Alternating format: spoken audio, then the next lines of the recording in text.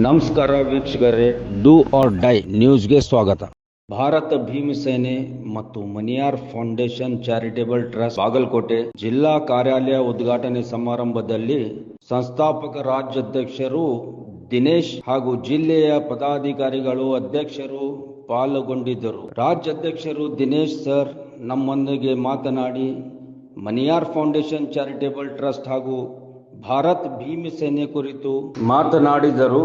ಹಾಗೂ doctor Dastgir Mulla all India Bahujan Samaj party ರಾಜ್ಯ ಉಪಾಧ್ಯಕ್ಷರು ಸಹ ಪಾಲ್ಗೊಂಡಿದ್ದರು.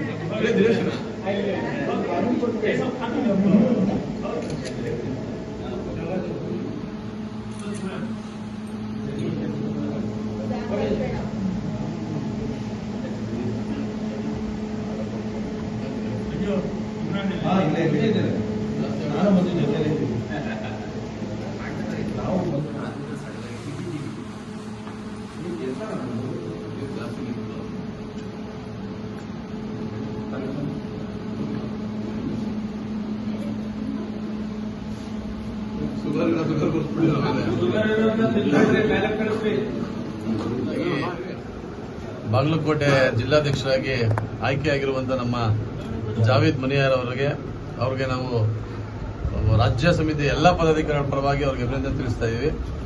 ಹಾಗೆ ಮಣಿಯಾರ್ ಫೌಂಡೇಶನ್ ಚಾರಿಟೇಬಲ್ ಟ್ರಸ್ಟ್ ಒಳ್ಳೆ ಉತ್ತಮವಾದ ಕೆಲಸ ವಿಚಾರ. ನಾನು ಈಗ ಅದು ನೋಡಿದ ತಕ್ಷಣ ಅಲ್ಲಿ ನಮ್ಮ R D Babu last news ಮಾಡಿದ್ರು, ಅದ್ಭುತವಾಗಿದೆ.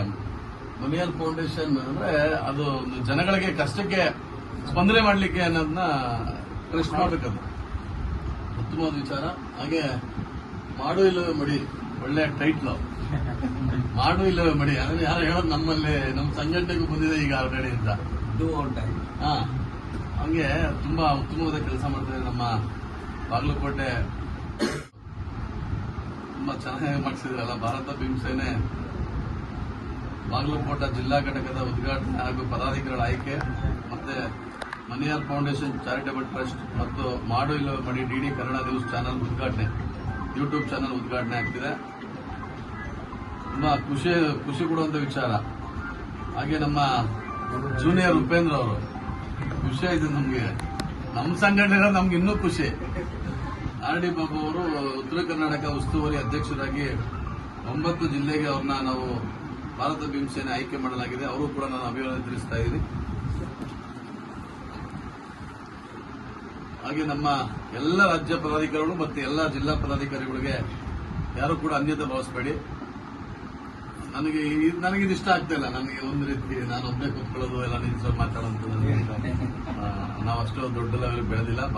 ಬಾಬಾ ಸಾಹೇಬರು ಸಿದ್ಧಾಂತ ತಿಳ್ಕೊಬೋದು ಅಷ್ಟೇ ಬಿಟ್ರೆ ನಾವು ಯಾವುದೇ ಲೆವೆಲ್ಗೆ ಹೋಗುವಂತ ವ್ಯಕ್ತಿಗಳಲ್ಲ. ಕ್ಷಮೆಯಲ್ಲಿ ಅದಕ್ಕೆ ಮೊದಲೇ ನಾನು ಕ್ಷಮೆ ಕೇಳ್ತೀನಿ. ಜಾವೇದ್ ಮಣಿಯಾರ್ ಅವರು ತುಂಬಾ ಉತ್ತಮವಾದ ಈ ಕಾರ್ಯಕ್ರಮ ಮಾಡ್ತಾ ಇರೋದು. ನಿಜವಾಗ್ಲೂ ಭಾರತ ಭೀಮಸೇನೆ ಯಾವತ್ತು ಎಂದಿಗೂ ಅವ್ರ ಜೊತೆ ನಾವು ಇರ್ತೀವಿ ಅಂತ ಹೇಳಿ.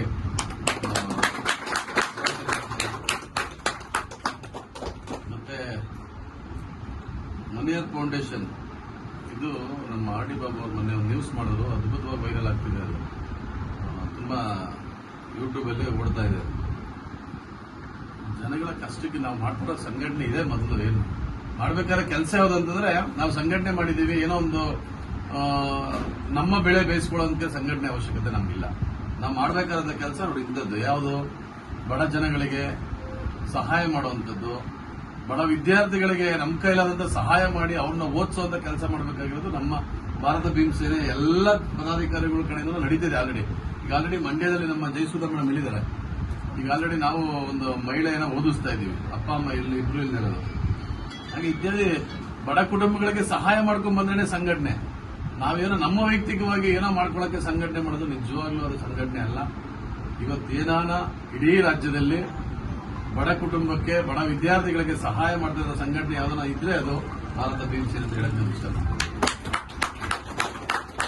ನಾವು ಈ ಸಂಘಟನೆ ಮಾಡ್ಬೇಕಾದ್ರೆ 7 ಪಿಲ್ಲರ್ ಇದ್ವಿ, 7 ಜನ ಇದ್ದಿದ್ದು ಈ ಸಂಘಟನೆ ಮಾಡ್ಬೇಕಾದ್ರೆ. ನಾನು, ನಮ್ಮ ಹೇಮಂತ್, ವಿಜಯ್, ಜಗದೀಶ್, ನರಸಿಂಹಮೂರ್ತಣ್ಣ, ದಿನೇಶ್ ಅಣ್ಣ, ನಮ್ಮ ಸದಾಕುಮಾರ್, 7 ಜನ ಒಂದು ಜಾಗದಲ್ಲಿ ಕೂತ್ಕೊಂಡು ಸಂಘಟನೆ ಬಗ್ಗೆ ಚರ್ಚೆ ಮಾಡಿದಾಗ 7 ಜನ ಇವತ್ತು 5380 ಜನ ಪದಾಧಿಕಾರಿಗಳು ನಮ್ಮ ಗ್ರೂಪ್ಗಳಲ್ಲಿದ್ದಾರೆ.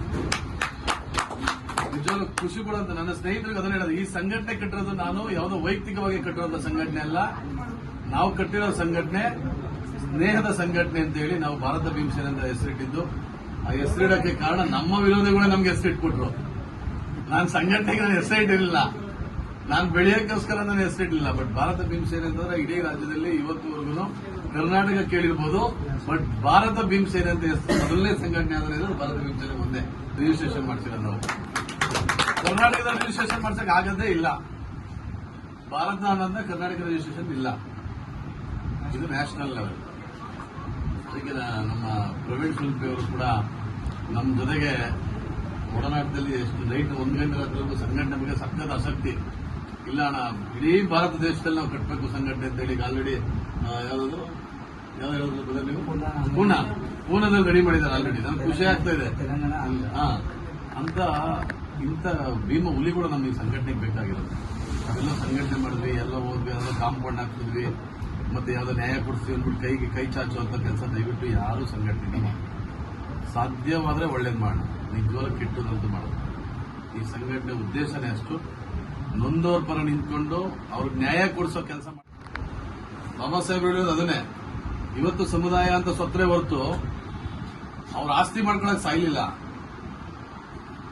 ಅವ್ರು ಬೆಳೆಯೋಕ್ಕೋಸ್ಕರ ಸಾಯ್ಲಿಲ್ಲ. ಇವತ್ತು ಸತ್ತಿದ್ದು ಸಮುದಾಯಕ್ಕೆ ಅಂತಾನೆ ಗೊತ್ತಿದ್ದು ಬಾಬಾ ಸಾಹೇಬ್. ನಾವು ಕೂಡ ಈ ಜೀವ ಇರೋವರೆಗೂ ಎಲ್ಲಿ ನೊಂದವರು ಇರ್ತಾರೋ ಅವ್ರ ಜೊತೆ ನಿಂತ್ಕೊಂಡು ಸಹಾಯ ಮಾಡ್ತಾ ಅವ್ರ ನ್ಯಾಯ ಕೊಡಿಸ್ತಾ ನಾವೆಲ್ಲರೂ ಕೂಡ ಜೊತೆಲಿರೋಣ. ದಯವಿಟ್ಟು ತಾವೆಲ್ಲರಿಗೂ ಒಂದು ಮನವಿ, ಎಲ್ಲಿ ಬಡ ವಿದ್ಯಾರ್ಥಿಗಳಿವೆ ದಯವಿಟ್ಟು ಅಂಥವ್ರಿಗೆ ನೀವು ಒತ್ತು ಕೊಟ್ರೆ ನಮಗೆ ಈ ಸಂಘಟನೆಗೆ ಒಳ್ಳೆ ಹೆಸರು ಬರ್ತದೆ. ದಯವಿಟ್ಟು ಉದ್ಘಾಟನೆ ಆಗ್ತಿದೆ, ಉತ್ತಮವಾಗಿ ಬೆಳೀಲಿ. ನಮ್ಮ ಆರ್ಥಿಕವಾಗಿ ಮತ್ತೆ ನಾವು ಈ ಟ್ರಸ್ಟ್ ನಾನು ಒಬ್ಬ ಸದಸ್ಯ ಆಗಬೇಕು ಅಂತ ತುಂಬಾ ಖುಷಿ ಆಗ್ತಿದೆ. ಆರ್ಟಿಕ್ ಒಬ್ಬರು ಹೇಳಿದ್ದಾರೆ, ಸರ್ ತಾವು ನನ್ನ ಕೂಡ ಹಾಕೋಬೇಕು ಇದಕ್ಕೆ ಮನಿಯರ್ ಫೌಂಡೇಶನ್ಗೆ, ನನ್ನ ಒಬ್ಬ ಸದಸ್ಯನ ಮಾಡ್ಕೊಳ್ಳಿ. ನಮ್ಮ ಕೈಲಾದ ಸಹಾಯ ನಾವು ಕೂಡ ಜನಕ್ಕೆ ಒಳ್ಳೆಯದಾಗಲ್ಲ ಸರ್, ಜನಕ್ಕೆ ಒಳ್ಳೆಯದಾಗಲ್ಲ.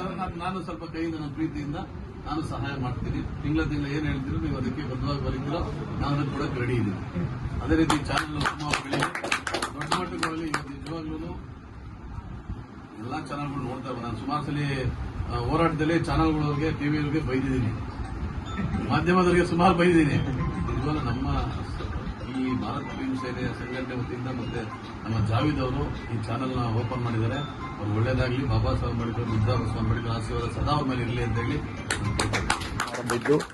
ಈ ಕಾರ್ಯಕ್ರಮಕ್ಕೆ ಸಂಸ್ಥಾಪಕ ರಾಜ್ಯಾಧ್ಯಕ್ಷರಾದಂಥ ದಿನೇಶ್ ಬ್ರದರ್ ಅವರು ಬಂದಿದ್ದು ಮತ್ತು ಈ ಭಾರತ ಭೀಮಸೇನೆಯ ಎಲ್ಲ ಪದಾಧಿಕಾರಿಗಳಿಗೂ ಕೂಡ ನಾನು ಮೊಟ್ಟ ಮೊದಲಿಗೆ ಅಭಿನಂದನೆ ಸಲ್ಲಿಸ್ತಾ, ಈ ಒಂದು ಒಳ್ಳೆ ಚಾನಲ್ ಈ ಸಮಾಜದಲ್ಲಿರುವಂತಹ ನ್ಯೂನ್ಯತೆಯನ್ನು ಎತ್ತಿ ಹಿಡಿದು ಒಂದು ಪಾರದರ್ಶಕವಾದಂತ ಸುದ್ದಿಗಳನ್ನು ಮಾಡ್ತಾ ಜನರಿಗೆ ಒಳ್ಳೆ ರೀತಿ ಆದಂತ ಒಂದು ವಿಷಯಗಳನ್ನು ಮುಟ್ಟಿಸುವಂತ ಕೆಲಸ ಈ ಮಾಡುವಿಲ್ಲ ಮಡಿ ಚಾನಲ್ ಮಾಡ್ಲಿ ಎನ್ನುವ ಮಾತನ್ನು ಈ ಸಂದರ್ಭದಲ್ಲಿ ಹೇಳುತ್ತಾ, ಅದೇ ತೆರನಾಗಿ ಮನಿಯಾರ್ ಚಾರಿಟೇಬಲ್ ಫೌಂಡೇಶನ್ ಏನಿದೆಯಲ್ಲ ಇದು ಒಳ್ಳೆ, ಯಾಕಂದ್ರೆ ಜಾವೀದ್ ಮನಿಯಾರ್ ಅವರು ನನ್ನ ಸೋದರರು, ಅವರು ಒಳ್ಳೆ ಒಂದು ಮಾರ್ಗದಲ್ಲಿ ನಡೀತಾ ಇದ್ದಾರೆ ಈಗ.